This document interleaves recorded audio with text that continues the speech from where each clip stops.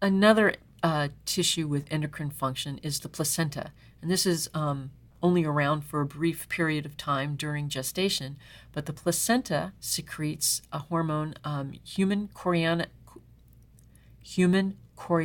gonadotropin, and this hormone, HCG, maintains the corpus luteum.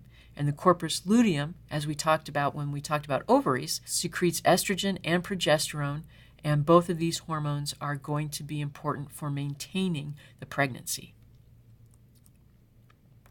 The placenta also secretes estrogen and progesterone, and both of these hormones, again, will maintain pregnancy and act on the mammary gland to prepare it for milk production after birth. In the next section, we will talk about another endocrine tissue. We'll talk about the kidneys.